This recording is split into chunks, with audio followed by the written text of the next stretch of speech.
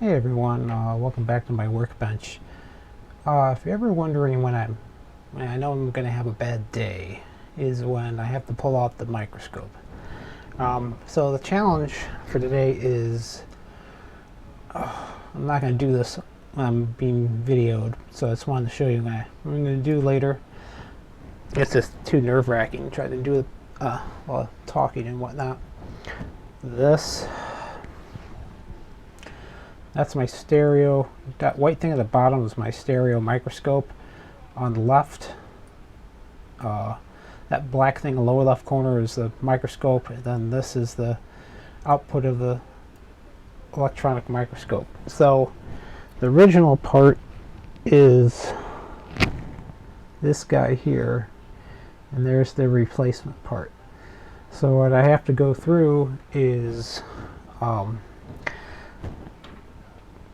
the easiest way to get off these surface, if you have a proper surface mount desoldering setup, it's not too big of a deal, but if you don't have that, you got to make do with what you have. So what I do is I'm going to swap out the tip of my soldering iron for a flat tip.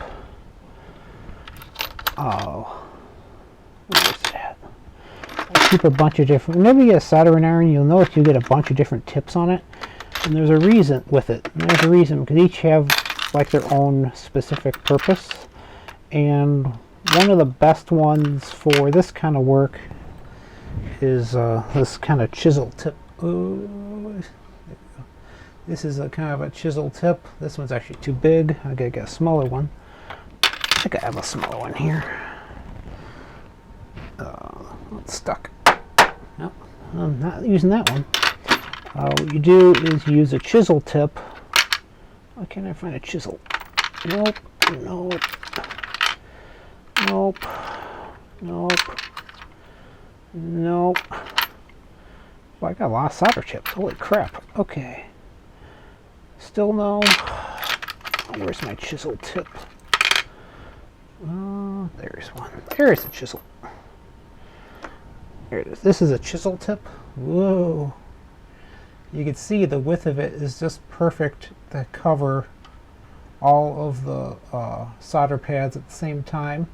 I'm just holding this with my hand, so it's not heated up right now. So you gotta be very careful coming in not to hit other components. You usually you get some solder wick, you heat this whole thing up, and then you can pull one side off, then I'll pull the other side off, and the whole component will just lift off.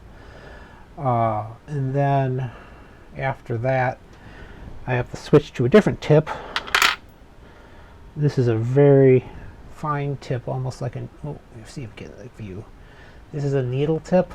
You can see I'll have to actually go through and individually tin those back up. I do is I put a little double-sided tape in the back of this, tape it down, and I go through and then I reflow those solder joints to rework it. So again, this is going to be way too hard for me to do while I'm talking, and I got to swap out iron chips while I'm doing it. Yeah, wait for stuff to cool down and warm up. So hopefully on this poor Nomad, that's what's going to do the trick and help get rid of the weird color shift problems. If not, I might have to go through and check some of the capacitors on the the problem is there's a bunch of caps here, and there's a bunch of caps on the other board too, so I don't know where the problem's originating from. I'll try the regulator first, and then I'm going to go and check the caps I installed, make sure they're all seated okay. Everything is surface mount, so you got to be real careful doing it. So I'll have to go through all that, but for now, I just wanted to give you an update where I'm at, and I keep working on this tonight. Everyone, thanks for watching.